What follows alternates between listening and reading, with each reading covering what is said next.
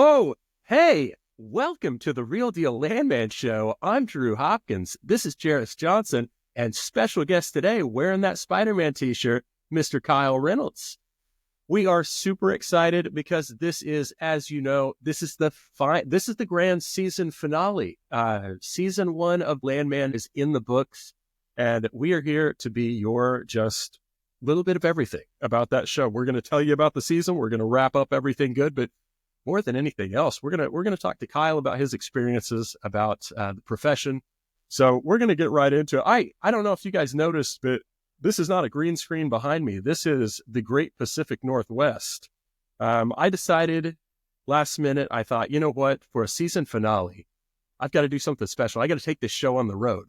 There you go. And so I went from Oklahoma City all the way up to, this is a little town called Shelton, Washington.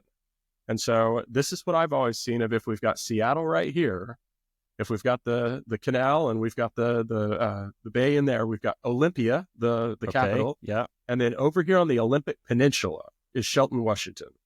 So it is 5 minutes from the Sound. It's about 30 minutes from the Pacific Ocean, and it's about an hour from the Olympic Mountains. And so this is my in-laws' place, and they've got a beautiful pond out back where we can fish. They've got bear, they've got all sorts of, deer, everything here. So for me, who likes to pretend that I'm a real outdoorsman and grow a beard every once in a while, like my father-in-law kind of falls for it. I'm not going to lie to you, where he's like, oh yeah, he does like the great outdoors. But this is me in my element, guys. I don't know. I just want you to see, and I'm wearing flannel too. So yeah. What kind of bait do you use when you're fishing for bear? So what I've learned, that's a great question. So if you are actually fishing for bear and you want to get them close, it's dump as much trash as you can in the middle of he's got all these trails out here. He's got 117 acres is what this sits on. And he's got walking trails and 4x4 trails and everything. And if you want to get a bear in, you just dump a lot of trash in, and boy, like clockwork, the next day, they are there. It's not just raccoons, not just the trash pandas. Not what the three of us are probably used to, in the Midwest. Yeah. But yeah, the trash bandit raccoons, that's what I'm more accustomed to. But out here, it really is pretty fantastic. It's I like being able to come up here and kind of experience. They're a very logging centric, obviously, community. And that's what her family has done. And so even talking to them, kind of the first few times I was talking to even my father-in-law, talking and trying to form that rapport with this person that, is going to be, family later on. And I'm trying to get him to like me and everything. And I was talking about my job in oil and gas and talking about leases and talking about land in Oklahoma. And he was telling me, yeah, our company has 600 acres here and we've got 1,500 acres over there. And I'm like, okay, I understand what he's talking about. And I'm like, so do you guys have surface and minerals, or do you have all this stuff? And at one point he looked over and he's like, why do you keep talking about minerals? Nobody cares about minerals, which was so crazy. Yeah. And so they only care. And that was a real unique deal for me to learn here, is they genuinely only care about surface. And it's just for how can they log this, get on to the next place. And it's a very, very neat deal. And I say all that to say, it's all of these different things all around the nation. The lithium, the coal, the logging, so many different things that make it so exciting of that kind of landman title, and how we can understand how land is put together and how these units are formed and how it is meaningful and those contracts are being put together. It's really fun to experience that, how other people are experiencing it in their jobs. I totally dig that. I don't think that people are not necessarily interested in what you're saying right now, but I think the big thing, what everybody has on their mind, Drew, is Monty dead? Oh, do we run that spoiler alert at the top of this thing? Because spoiler alert, Monty is 100% dead. We're about 10 episodes late of this podcast from doing the spoiler alert deal. And we you're really wrong. are. Well, I don't know if you're wrong. I don't know if you're right. All I know is that you don't know if he's dead. Well, and I'll kick it over to Kyle. I mean, you're the freshest one on watching this episode of just today. And we'll do a real quick episode recap. But I mean, pushing ahead in the episode, Monty is laying in the hospital bed. Demi Moore, who has had all of 5 lines this season, is crying over him. His 2 daughters that don't even care about him the rest of the season, except if he's pitching the help to get him drinks at the pool, like they're sobbing because they don't know when the next pool party is going to happen. Like, I mean, and the stinking screen behind him on the left, to me, it looked like it was flatlined. I think the guy's gone. Kyle, I mean, weigh in here. Let me know. Yeah, I think we'll see. I mean, I think no. I think you're not going to kill off a main character. This isn't Game of Thrones. I think Demi Moore is the one who had first broken the news before episode 1 had aired that she had signed on for a 3rd season. So I think she's going to be around in some capacity.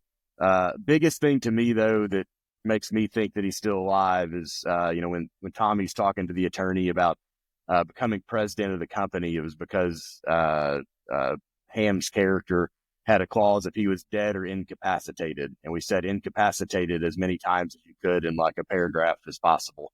And so I think you're right. It has to come back in season 2 at some point that Tommy does something dumb while he's incapacitated. He, comes up like the Undertaker and I want to see that. Yeah, so like it's like now who's in charge, and so like I think it's got to set up some sort of internal conflict, especially with them making the big deal about the farm out agreement that sounds very risky. Risking the company and the family future, and then how do they navigate out of that, and who has the capacity to sign what, and that would be my guess anyway. That's right. It's a lot easier for him to pop up out of a coma than it is for them to show the hand like coming up out of the dirt or of his gravesite, Yeah. I don't know that we're going to have zombie Monty. I think he's still alive. Hey, so he might have been dead in the second that you saw him, but I don't think he is. Oh, as Billy Crystal eloquently said in The Princess Bride, he's only mostly dead. Oh, only mostly dead. Well, I've written down here on my notepad that I'm going to follow up with both of you whenever I'm right. So I will be sending both of you all a very strongly worded email of me being so, on top of my game here and being able to know exactly what's going on with the future of the show. He could be alive. I'm going to throw out an option C, is that all of season 1 was just a Monty fever dream, and none of this just like a is Monty actually dream. taking place. Yeah. That's fantastic. Oh, that's absolutely fantastic. I totally want to see that happen. There was so much that went on in this episode. There was really exciting parts, and then there was also like some really like long drawn out stuff that I was like, okay, we could skip to the next deal, a little bit quicker. If there was anything here that you guys want to stop and like actually spend some time on, let me know. But just giving you the broad sweeping strokes. We're painting with broad strokes here. Angela does the old folks home. She's super excited about that. That story has its own, whatever. That's fine. Ainsley and her new boyfriend they're married now. Thank goodness. Good for them. Hopefully they run off and start a life together somewhere else. We can all be so lucky if that happens. And if they did, would we ever miss them? I don't know. I don't know that we would. We saw Rebecca being a bit of a tough pill to swallow, like she normally is, causing Tommy some problems up until the point where he said, "I'm the new president, so you're going to have to listen to me now." What did she get? She's VP of Operations. Is that right? Exploration. Yeah. And she was really having a hard time this episode about, there was that one point in what they were talking about. She's like, we're going to have to go in and we're going to have to drill, or Dale was telling her, if we're going to have to drill horizontally and we're going to have to frack. And it was like, the explanation of how a well is drilled, but like in the most basic of only the terms that everybody in America has heard about oil and gas. Yeah. So he's like, we're going to horizontally drill. We are going to frack. We are going to, extract. And that was it. And she's like, I don't know if I'm comfortable with all this. I don't know if I'm comfortable with all. And for an VP of exploration for a company, I think you've got to figure that out a little bit quicker, don't you? Yeah, I thought is that part of it? I thought it was odd too. I mean, she's not even an employee of the company, and then kind of comes into leadership without any real negotiating a contract to what's she getting paid for this new job. I don't know. It was outside counsel to here you go. It's your. I mean, we should all be so lucky to fall into those executive roles, right? That's right. They're that easy. Just all of a sudden. And I mean, she basically lives in Midland now. She's never gone home. I don't even know if she has a home at this point. She has lucked into this fantastic oil and gas job. MTEX Energy has had so many hiccups and falls and falling over themselves. They've had planes crash, tankers blow up, people die, people get limbs chopped off, guys die by getting pipe falling on them. And we've had the CEO either die or almost die in a span of 3 weeks. And I was thinking too, and I mean, throw in where you want here, but I don't know how big this company is, but it's a decent size. It seems like it's a decent size. It's like a mid, right? It would be a mid size. You think? Or Jerris, are you thinking no? You think they're smaller? I don't know. It's so bizarre because somebody else who pointed out on an earlier episode, I think it was Jimmy when he was on with us. It's very uncommon that you have an oil and gas company who is an operator who is employing all of these facets of the business. Yeah. Typically all these other field people or people who are working in conjunction with the company would all be outside contractors. That's right. And so I think in a normal world, your corporate office, from what we've seen so far, is less than 10 people. So in a typical oil and gas operation, 10 people in a corporate office isn't really that big. Right. But I also don't know how many 10 people companies has the CEO that's, flying private everywhere and lives in a big mansion and has a wife whose sole purpose is just to swim laps in a pool. So to answer your question, I have no idea. And he's got the ear of the governor, right? Right. And yeah. He's sitting at the governor's table and also kind of swings his authority a little bit over what the governor has, or everybody at that table early on in the season. He was the main one that was talking in that boardroom, but he gives up his power to Tommy. And so all of a sudden this company of, let's say 10 people, let's say 50 people, they've got a new CEO. And I would think that the new CEO would immediately be like, I'm in Fort Worth. I'm in wherever our main headquarters is, working with the other senior management. And Tommy's like, nah, I got to go out here and get a nail drilled in my leg. Yeah. That's what I got to have. Yeah. Those cigarettes aren't going to smoke themselves. He's got to get. It's right. It's right. It is fair to point out. So we do have some people who watch and listen to this show here, our podcast, who are not necessarily super intimate with the oil and gas industry. It is probably fair to point out this time that there is usually not this much overlap with drug cartels and oil and gas operations. Thank you. We got to do that. This is pretty rare. We got to do that refresher every once in a while. I did have, and we might have talked about it on an earlier show, of whenever I was in West Virginia working with some field guys. They were hooking me up with some moonshine, some real deal moonshine. But that is the closest I ever came to cartel. The only story that I have any closely related was when I was at Chesapeake and we had the Eagleford. We had a team down doing rig tours. So I think it was a couple interns and 4 or 5 staff folks that all had the big black SUVs rented. So there's, call it 3 SUVs coming, south of San Antonio, driving out on leased roads, and a ICE helicopter landed in the middle of the road, thinking that they might be moving people or drugs, because it's, within whatever 40, 50 miles of the border. Holy cow! I wasn't part of that trip, but that's the only thing that I can think of. In some of those operating areas, I think there is overlap. You don't hear as much about it in Midland, but. Well, from what I hear, and I mean, you guys tell me if I'm wrong, but from what I hear out in the Midland area, they've got those attack helicopters and they're blowing up the cartel, and on a regular basis. On a regular basis, and you just let them clean up their own mess, and that's it. That's all we have to say about it. Yeah, and if you know the governor, you can even tell them where to do their practice runs and where to blow stuff up. It's that easy. It's so going on. The one thing that I will tell you, I haven't this whole season. I never really got behind Cooper's storyline, he and Ariana, because I thought it was pretty ridiculous if it was just so quick. This was the first time that Ariana admitted it.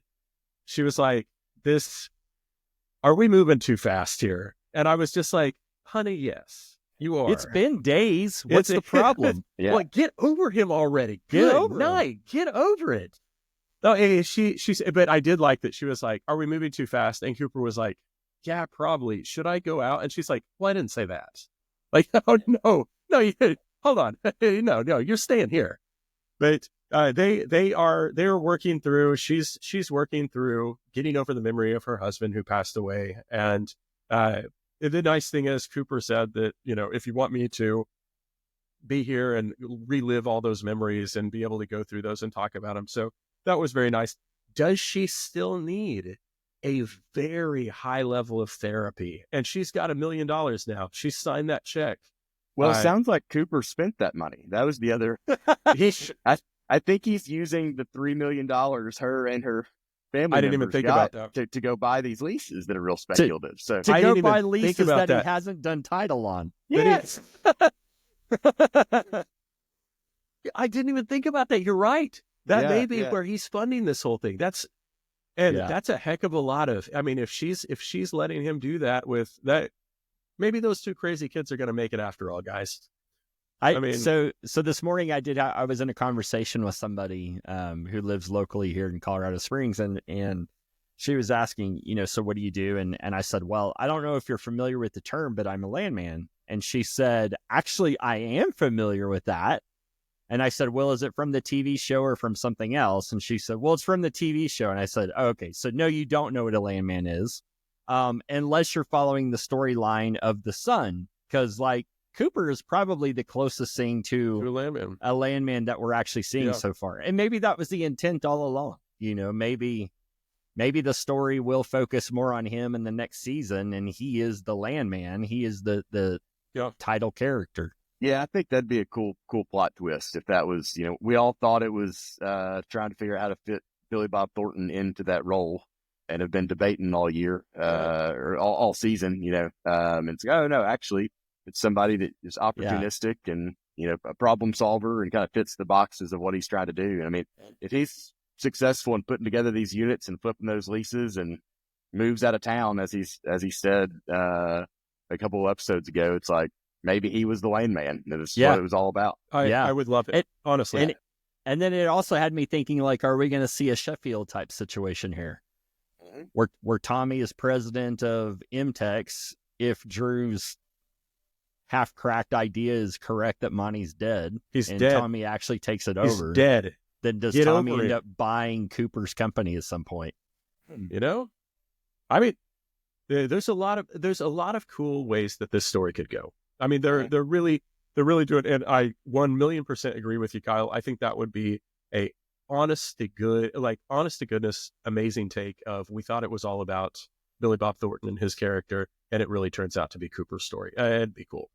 I think cool. The other thing that, again, I think Sheridan does a good job in his kind of writing and character development. Y'all mentioned Ainsley and Ryder earlier, and I haven't really loved any of the scenes or involvement of her, but I would assume there is something that's a build-up, whether, she ends up being kidnapped by the cartel, she ends up being an environmentalist that's against the family business, to kind of add another layer there. I even wondered if Ryder's family, with them making such a big deal about him being local and he's a kid from town, is like, are they going to need to get a lease or some ratification? And it's like, oh yeah, that's my grandpa. It's like wouldn't make any sense. It's a jump the shark moment if you hadn't introduced his character in season 1. So I think he normally does a good job of kind of weaving stories. I mean, I'm still a season behind on Yellowstone, but in that you'd go 3 or 4 episodes and not see some characters that had been really important for a few episodes. So he's not playing with as many people in this one, but I think you will see some of that come into play in season 2. Well, all I said at the end of the episode, whenever it was all said and done, is I was like, why did the good Lord decide to take Monty and not Angela? And I will never forgive, any of the show writers for that decision, but there by the grace of God go I. So yeah, it was a really good finale. And as we kind of went to the climax of it at the end, Tommy's driving, he sees that he's getting boxed in by the cartel.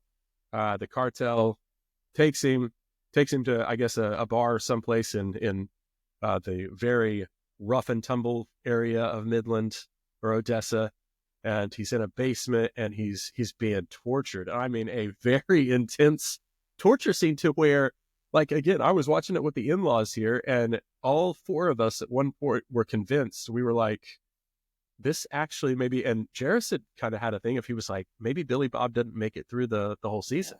And I was like, he's getting gas poured over his head. And I was like, our man may be making his exit here pretty quick. But I like the way they did it. I like the way that they brought in, what's his name? Andy Garcia. Is that right? If he's the big mafia, like the mafioso, the big cartel boss, I love him. Like, he's a great actor, and I think he's going to bring a lot. I think his role will be absolutely huge in season 2 of how he's going to be orchestrating everything. And he wasn't intimidated at all by, I thought it was a really cool dynamic between Tommy and the cartel head of neither one of them were given an inch of, you should know that the oil and gas industry, we've got more resources than anything. And he's like, yeah, it's fine. I've got the exact same senators. I've got the exact same mayors. Like, hold on, the sheriff's calling me, it was pretty cool. And Tommy, of course, just goes ahead and smokes a cigarette when he's got gas poured all over him. That was pretty interesting. But yeah, it's going to be really something. So all of Andy Garcia's guys killed his underlings, I guess, because they thought that they were a little higher up. That helped Tommy get rescued. Also, Tommy did go home and he slept on the couch, and Angela cared about him having his face beat up for all of about 30 seconds before she was like, do you want blueberry pancakes? And he just like holds himself and goes outside on the back patio where no one even notices that he's all beat up anymore. And the final shot, we see the coyote coming up, similar to last episode, whenever it went off, of the neighbor sees the coyote out there and shoots the coyote. And then this one, another one comes up and it's seeing the body of its fallen friend. And he's like, you got to run. They shoot coyotes around here. So what do you think that is foreshadowing, or how do you think that was a good, dot of the period or exclamation point, if you will, for the end of the season? I thought it was good. I mean, it's a good analogy. The coyotes are slang for drug smugglers, and so we kind of set up this, like, we kill people like you around here. However, we've let in was the title of the episode Breaking Bad or something related to drug smuggling? I think it was. I think you're right. So he does a tie-in just mentally with you that, hey, we're going to create this idea that maybe the drug cartel's not bad. Maybe it's similar to the business that you run. And yet, I don't know if they're going to end up having to work together or what the deal is, but I think we're going to see some crossover there where there's conflict, but also maybe some acknowledgement that, I don't know, they're both existing businesses that affect a lot of people. Some of the things they do are harmful to people, but some of the things may not be as bad. And I'm not saying that promoting drug cartels. I don't know what all they do, but maybe they do keep some crime down. I'm also writing down here. I'm writing down here. Kyle Reynolds promoting drug cartels is what I just put down here. That's good. I know we said it on a lot of episodes here. How cool is it that we're in 2025? We've got a show that's based around such a cool profession, and we've all got to kind of experience. We've all got our own stories. We've all got 20 years plus of being in this and being able to see this, and to see this sort of exposure to it. I absolutely love it. And to be able to talk to you fine fellers about stuff like this on a weekly basis, you couldn't get me happier. So what let's do now, let's shift over and let's talk to our special guest of honor, our guest of the day, Mr. Kyle Reynolds. And Kyle, thank you already for your input on the show, but let's kind of get more into you and give the people that are listening in and watching in a little bit of the background of kind of where you come from and how we connect to you. So time out. Before he does that, Kyle is a licensed attorney in more than one state, I believe. So Kyle, before you jump into any of that, do you have any disclaimers or legalese that you would like to proclaim before you start your opinion sharing? Yeah, one thing, and I'll get into kind of background here in a minute, but I am currently serving as the first vice president for the American Association of Professional Landmen. Nice. And we'll be the president of that organization next year. And so my legalese caveat is any of my answers and comments today are my own and not that of the association. I'm speaking on behalf of myself. So and I had a good joke and Jerris jumped in, but I was going to say I just met Jerris on a flight 2 weeks ago and I know nothing about landmen or oil and gas. He said, if you wear that shirt, you can be on our show. And so here I am.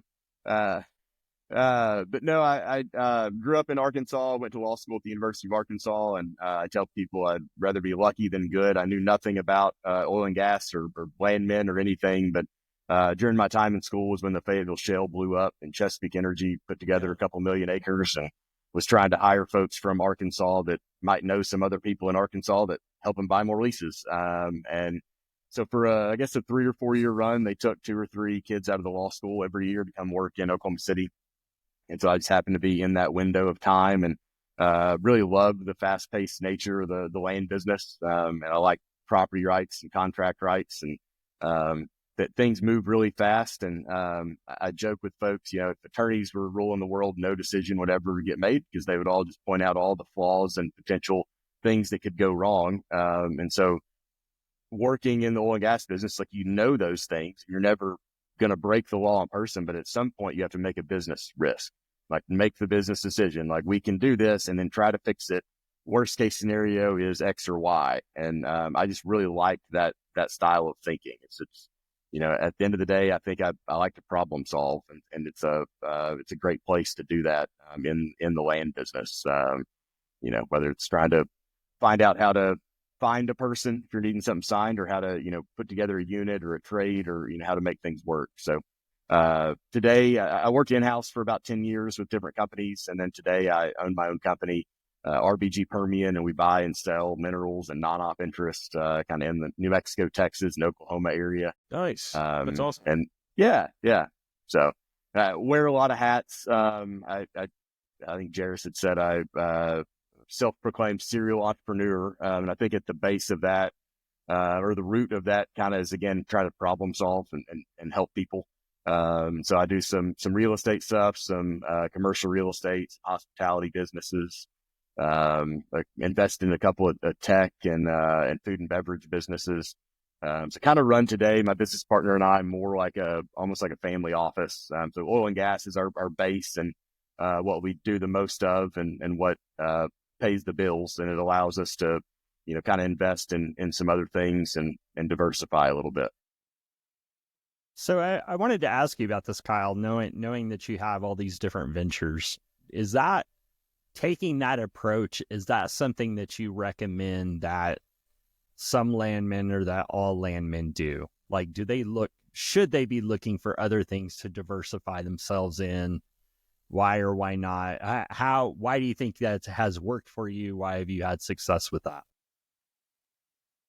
As a non-answer, like a yes/no answer, I think I do think it's a good thing. I mean, I think if you were sitting and my entire livelihood was based on the price of oil when oil went negative, or when we see big swings, I think it would be really hard. So I think having something else out there that, whether it's another revenue stream or another thing that you can focus on or fall back on, I think is good. I would say that it's good to stay within lanes that and so the root of a lot of the things that I'm doing are property related. It may not be minerals and may not make as much money, but it's in commercial real estate, or it's in, RV parks, or it's in office space. It's touching real property. Even some of the other businesses, some of the early investing is I always get a claim or a lien against their intellectual property for any startup business that I'm going to get into. It's just another, if that thing blows up, that's another potential revenue stream of licensing, in that bundle of rights, the sticks, that you could pull apart. That's awesome. So I think it works that's really good, man. Yeah, thank you. I think it works well for me. I think I'm a little scatterbrained and like to learn new things. I think it drives me to get into like a new industry, a new group. I live in Northwest Arkansas now, retail capital of the world. And so hearing some of the issues that folks here are dealing with, it's like, I don't know that world, but let me relate it to something that I do. And then it kind of allows me to change the way I think about how oil and gas contracts. It's like, Jerris and I've had conversations in the past. It's like, how did we jump from, an 8th royalty, 16th, 25th, or, a quarter? It's like, there's a lot of percentages in between that you could have gone to. I live here in Northwest Arkansas, retail capital of the world. Yeah. So here in ways that they think about contracts, or when they're negotiating, what percentages they're going to take as a carry or a fee for doing these services, or what a royalty is going to look like on a product sold through. It's similar to what we do as landmen negotiating, but they're using different terms and different scales. And so, I often find that when working in different sectors, you think about ways that you could apply that back to oil and gas, or what I do more on a day-to-day basis. And I think that's one of the things I guess I like the most about being diversified. So when you're coming up with these different ideas of stuff that you're going to work in, do you have like a brain trust? Do you have like advisors? How do you know what you want to pursue? Like you said, you're pretty scatterbrained. How do you keep all that organized? I take a lot of notes. I really, as much as I am all over the place, I am very meticulous in keeping notes, and with date stamps and who said what and what I thought at that time, and access those a lot. I do have several kind of mentors or advisors kind of in different fields or sectors. One thing that I advise folks on is never to make the mistake of thinking that one advisor that's good at one thing is going to be good at everything, or offer you good advice in other things. Wise. That's really wise. Yeah. Honestly. I mean, it's, I've used the analogy. It's like Tom Brady was a great quarterback. Does that mean he should be your financial advisor? Maybe, maybe not. The man's also good at golf and a lot of things. So maybe he's the exception, but a lot of those folks, it's just they're really good at their job, and they can help you in that. They might not offer you great like work-life balance, or be a good family man, or help you in that side of things. So having different folks and not feeling bad about reaching out and getting different answers from them, or having competing answers to kind of think through. Yeah. Well, so whenever you started out and you moved from Arkansas and you went to Oklahoma City, it's kind of a new venture for you and a new location. Did you have any mentors? And I'm not just saying like at Chesapeake, but mentors in the oil and gas space that you started out with that really helped put you on this path? I met them there, kind of thing. Is one of those Nice. hit the ground running, didn't know a ton about it. I actually was fortunate enough to be office next door to Jerris.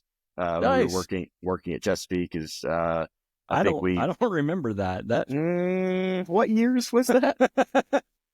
But met him, and Jerris is always good about introducing me to other folks. And so, kind of whether it was at Chesapeake or other companies, and kind of getting plugged in pretty quickly to, different organizations and, different folks you could bounce ideas off of. But I think Jerris and I were fast friends, which is a term that I like. It's, probably our stomachs were the first to figure out that we should hang out together. Yeah, Nice. we had a similar love-hate relationship with food, and love is that we love to eat it, and for some reason our bodies hate seeing a plate that's not clean.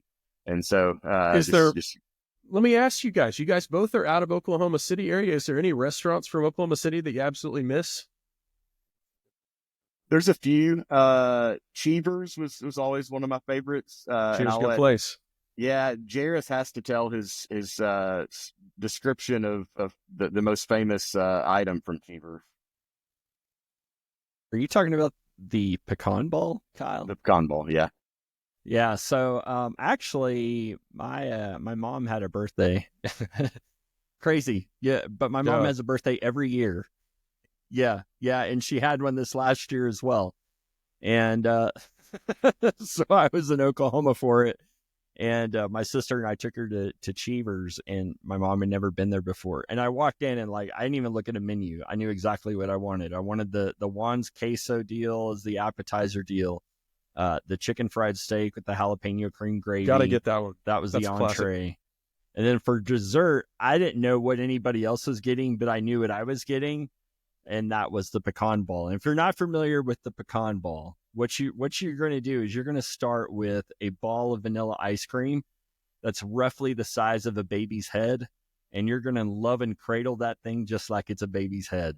And then they're going to put chocolate and caramel and pecans all over it, and then they put cayenne pepper on top of it, and then they give you a spoon and you just go to town on it. When I was ordering it, there was a couple of other people at the table, and my mom's like, well, I think I want a cake because it's my birthday and somebody else. And the waitress goes, well, they do like half size. I said, no, they don't. No, I don't know what you're talking about. I'm aware of. Not that I'm aware of. Yeah. So yes, I destroyed a pecan ball a couple months ago.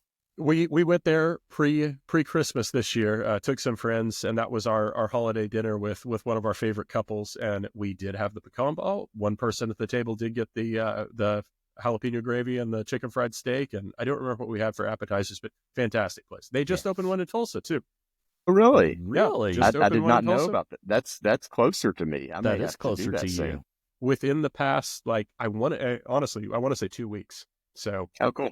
Wow. For all of our listeners, this is the Landman wrap up, the Landman show, and also restaurant review. That's right. That's where we're going with this new year. That's actually exactly right. Kyle gives extremely good critiques of restaurants and things. And one of the things that people may not know about Kyle is his affinity for writing, and how it is eventually he has begun to spend more time on his writing. You have is it a Substack? Is that what you're doing? I've got involved a little over a year now, writing weekly for a Substack called The Pigsty, which is a Razorback sports blog. It's been really fun. My undergraduate degree was actually in writing and history, and which helped in going to law school, and then would have had to go to law school to get a job. I don't know what a person with a writing degree does, really for a living. But it's been fun the last year or so being able to put some of that back to use. That's really cool. So yeah, what do you write about? Is it just for the football, or is it for sports in general? All sports in general, and okay. I've got kind of a meandering thoughts all over the place kind of style of writing. So normally pick some sort of framing device that's normally historic or rooted in meanings of words, and then kind of tie that into something that's going on with Razorback sports. Man, I will check that out. That's really interesting. Yeah, thank you. You're not just looping me down a hole. You're not just putting in all this stuff in ChatGPT and letting it spit something out, are you? I mean, telling us you're this fantastic writer. No, yeah, put in the blood, sweat, and tears, all the hard work. So I'm looking at it. In your writing escapades, I've seen your writings both in the Landman magazine, which are awesome, and then also I've seen some of your Pigsty articles. You've mentioned somebody named Mark Reynolds. And I just got to ask, who is Mark Reynolds? Who is this guy? Yep. So Mark Reynolds is my dad, and he's a character. Obviously, great guy. He helped kind of shape my sense of humor, love of reading, being curious. He's a big question asker. Very frugal guy. But biggest thing is he's a guy that's never afraid of getting the answer no. Just might as well ask, what's the worst that could happen, kind of mentality that I think has kind of shaped me, as a quick aside of kind of that would frame up who Mark Reynolds is in a single story. So we grew up small town, kind of middle of nowhere, 30 or 45 minutes south of Little Rock. Dad had an advertising business, selling kind of direct mail stuff when I was growing up. And he likes to read, just like I do, but didn't want to pay to have the newspaper delivered to our house, especially if he wanted to get both, local news, national news, a bunch of different newspapers. And so one day he decided in South Little Rock, kind of that he would drive somewhat by on his way home. There was a Holiday Inn. And he went into the Holiday Inn and just asked them if he could have all their newspapers. And some girl at the front desk was like, yeah, that's fine. I mean, it's in the afternoon. I guess our guest would have already read them if they wanted them. Right. And he took that yes and kind of expanded it to like a daily stop. Then in the morning, go pick up the paper on his way to work, get their magazine subscriptions, hit up the happy hour free buffet, sometimes some continental breakfast. And that's gone on for like 30 years, that he's no one has ever come back to tell him that all of these amenities are just for paying customers. And so he just using the system, man. It's who we should all aspire to be. Really. It honestly is. Oh my gosh. I don't know him, but he's a hero of mine already. That's so funny. Yeah. Holy cow. Oh no, I was kidding earlier. Yeah. I mean, I've had the fortunate luck of listening to Mark Reynolds stories for almost 15 years now. And every time Kyle says he's got a new one for me, I'm just on the edge of my seat because they are gold. That is so funny. It's really funny. So he turned 70 last week, and we got together and did kind of a surprise birthday party at his favorite restaurant at lunch. And he and his brother got to telling stories about their dad, about my grandpa. And one of which was their older brother had just turned 18, and as a kind of bragging a little bit, showing off to Pops, pulled back into the driveway and whipped out a pack of cigarettes because he was now old enough to buy the cigarettes, and lit up a cigarette and put it in his mouth. And my grandpa apparently pulled out a .22 and shot the tip of the cigarette out of his mouth as a show of force. And so hearing that story, thinking back to like my dad, having me, pay for my own long distance calls as a kid and tracking my gas mileage and those things. Maybe I didn't have it that bad. Maybe you didn't. Holy cow. I absolutely, we're going to have to request, we're getting Mark Reynolds and Kyle Reynolds on here for a show in season 2 of the Real Deal Landman. Yeah. Oh my gosh. It's so good. And man, I know Jerris the same way of, love family connections, love being able to hear family stories. And I mean, our family is the people that help make us who we are. And I mean, just like you said, it make you more of a writer, make you have that sense of humor, and just growing up, those experiences that we have through our families, through the people that we work with, through the connections that we make along the way. Like, it is such a fun ride, isn't it? Yeah, absolutely. Well, another family story I have to bring up about the Reynolds family, because they're so much more interesting than my own, is that as we've talked about, like, he's a bit of a foodie guy. And one of the things that I know that he particularly loved was his grandmother's cornbread recipe. Yeah. And so tell us about that one. Yeah, so I'll take that story over. So my Mama Reynolds, my dad's mom, was like, always cooking, always open house. Like, I mean, like, somehow there's always 30 people in her 1,200 square foot house. And it's like, even when I was in high school, it's like my friends would go there instead of my house. And she always made cornbread. She did cornbread dressing. It was like, she was getting up in her years. She passed away. She was like 92.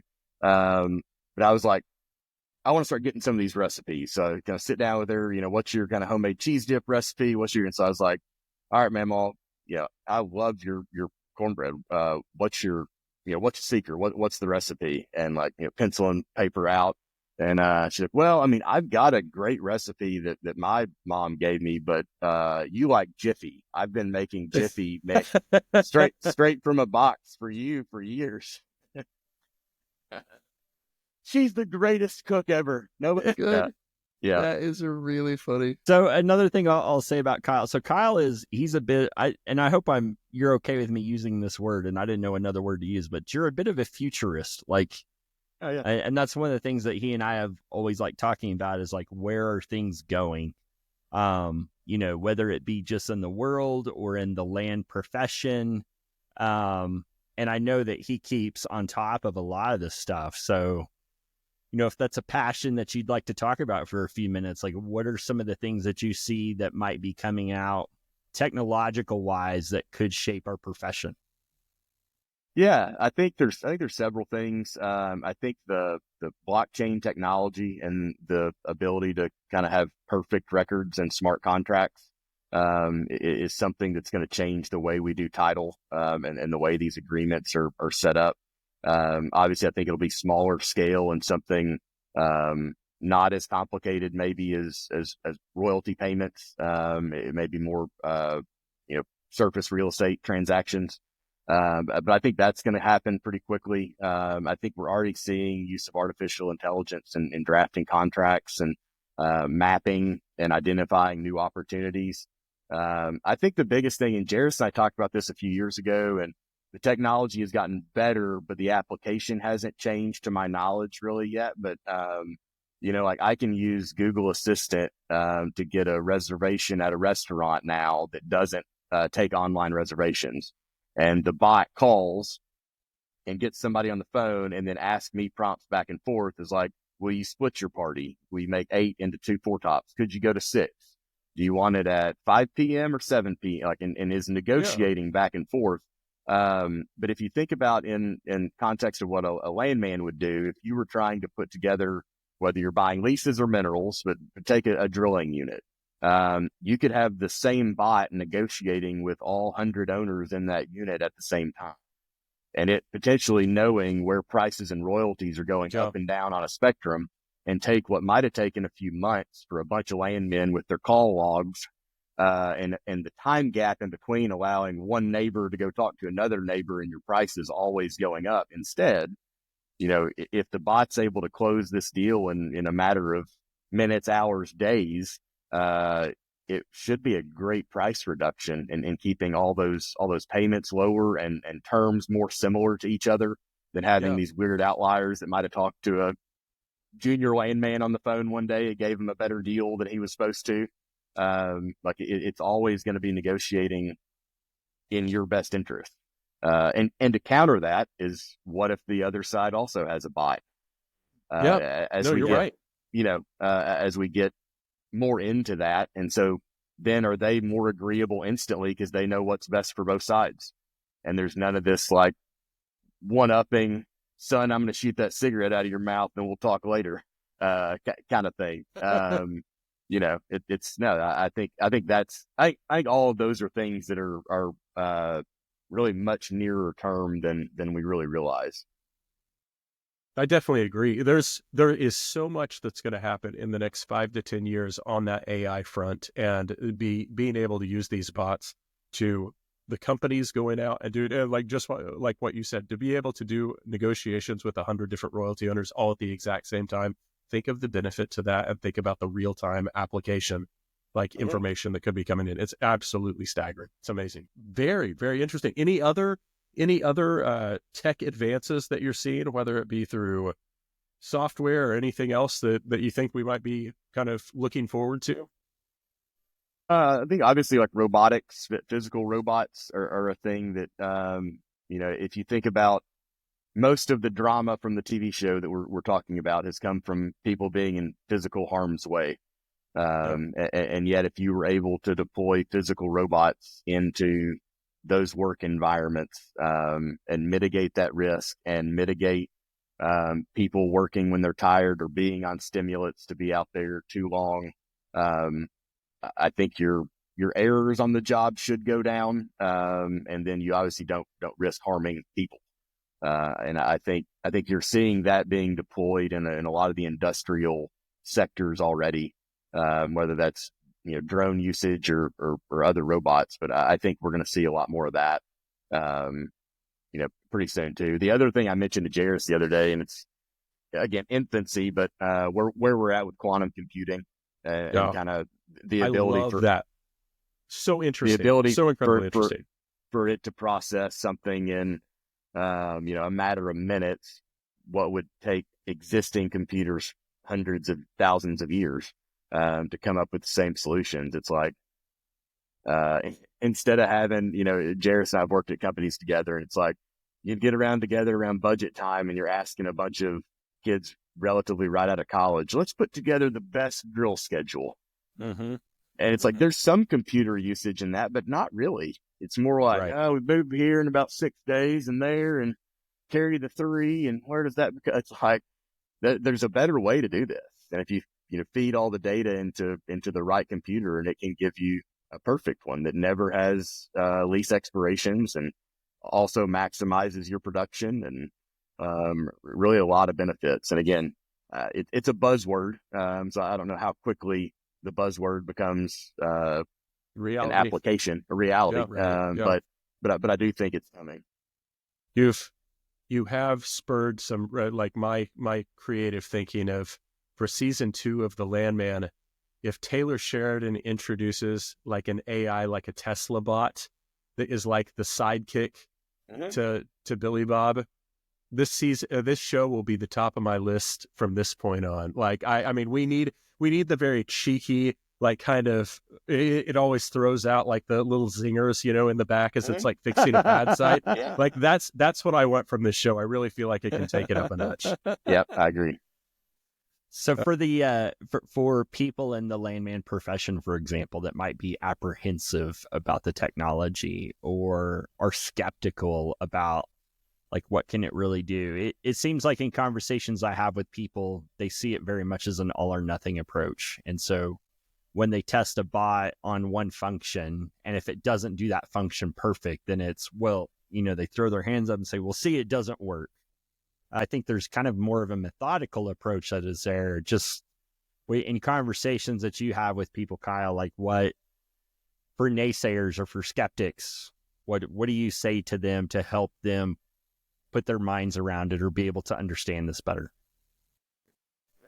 I think trying to level with people with a task that they currently find burdensome or time consuming, and it like for doing the pigsty articles, for instance, the Substack has an embedded AI bot that reads my article and kind of knows what I'm trying to do, and if I give it a prompt, it'll make a pretty neat little AI picture that I don't have to pay a graphic designer or rip somebody off by using their photo online without paying a licensing fee. Yeah. And so like it's not perfect, but it's a neat use of something that would have taken me time or money. And whether it's the chat PDF or, you can use any of them, but take a simple application. It's like, you don't like reading and retaining information from these documents. Well, let's put a single document in and see if it can get you to your answers faster. It may not be a one-stop shop. It may not be that I've let Gemini read everything in my Google Docs folder and know everything about me and be able to, do stuff. But the small tasks really do help. And I think if you start there and you can get comfortable with that, then you can kind of move to the next step. Because I as much as a futurist as I am, and I do like using all these things, I'm also somebody that's kind of concerned about privacy and what we're doing with all of our data. And so while it's easy for me to hold back on some stuff and not give access to, I also realize that I have no privacy anyway. Everything I've done is recorded and used for me or against me somewhere. That's true. And so if you can also get people to kind of get down that path, and like, it's probably worth the, saving the 10 or 15 minutes for you to do that thing, for you to give up that document that nobody was going to read anyway. Kyle, I really appreciate it. This has been an absolutely fantastic time to get to know you a little bit more. And I know we worked together at Chesapeake at the same time. I don't think our paths ever crossed, but I wish they had have. I definitely wish they had have. Absolutely. One question for you guys before we go is there an iconic landmark from West Texas that you are hoping will appear in season 2 that was left out of season 1? Or is there any scene or part of that part of the world that you feel like is missing? An iconic landmark from West Texas? So not necessarily in Midland, just something out that way. Yeah, it could be in Midland. Just kind of, is there something that would more authenticate the show if we got to see? I have liked seeing. I always like that.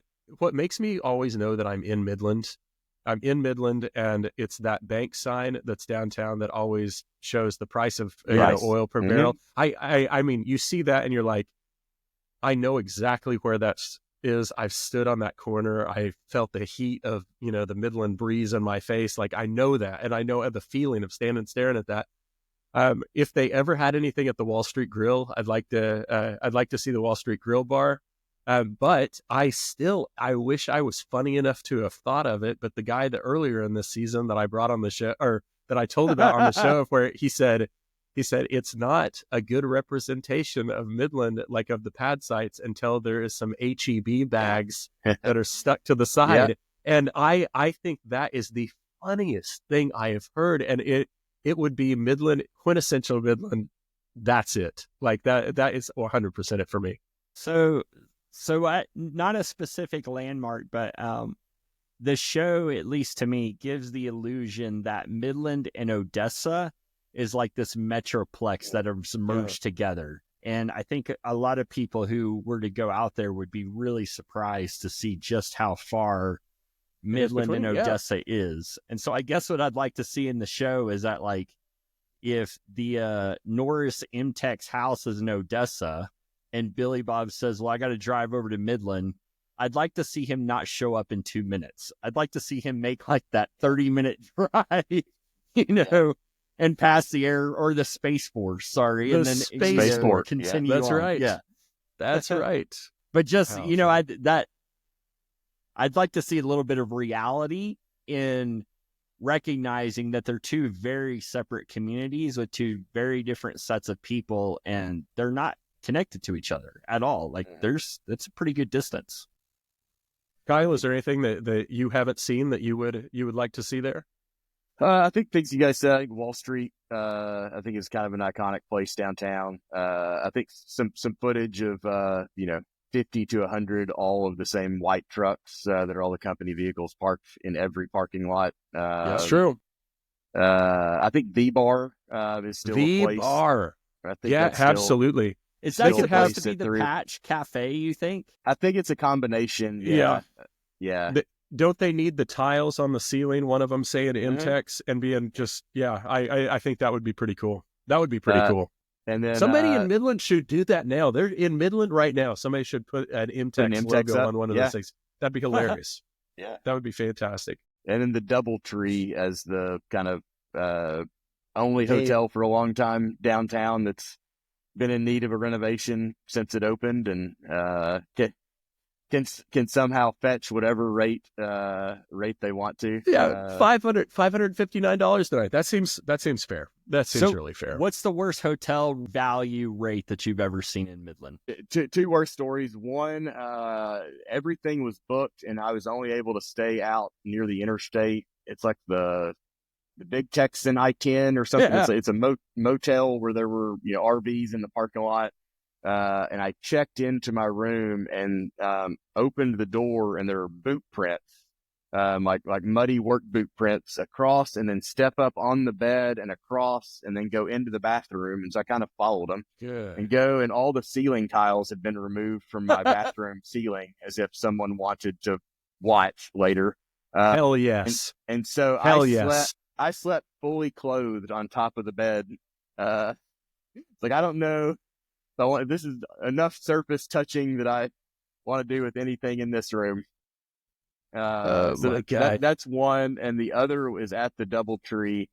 This is in probably 2015-ish, or 14, 15, high prices, rooms, well over $500 a night, not much availability.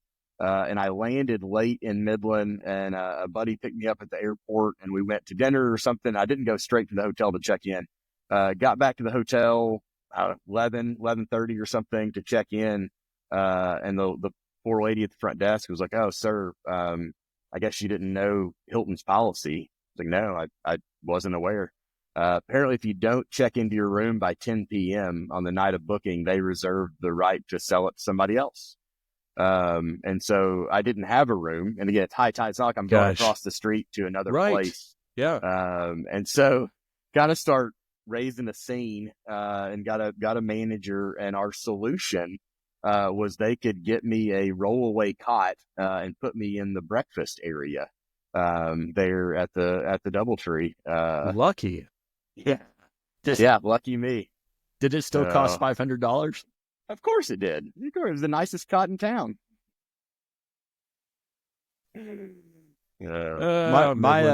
My mom used to do quite a bit of traveling for her work, and one time we were comparing stories about the worst hotels we'd ever stayed in, and we were both talking about this one motel, and just kept, like, as our stories were going, they just kept escalating about who had the worst. Well, mine had this one. Well, mine had that one.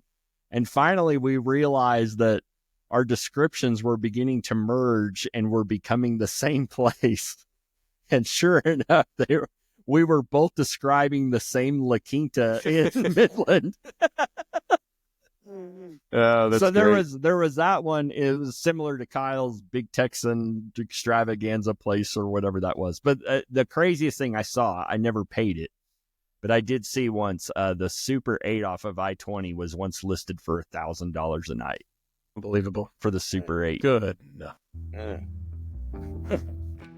Good thing our pockets are deep, boys. That's right. That's good. It's a good thing this show is taking off, so now we can afford those paying luxuries. The bills, people. That's Thank right. you for those. Thank you for those likes and subscribes. Keep those going.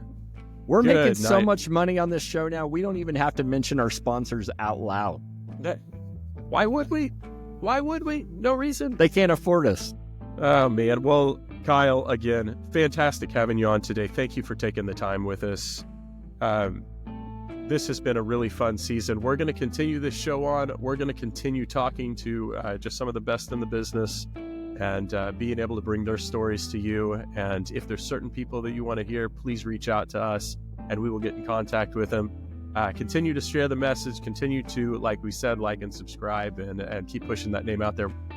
For Kyle, for Jerris, I'm Drew. This has been the Real Deal Landman Show. Thanks for listening. See y'all. Thanks, guys.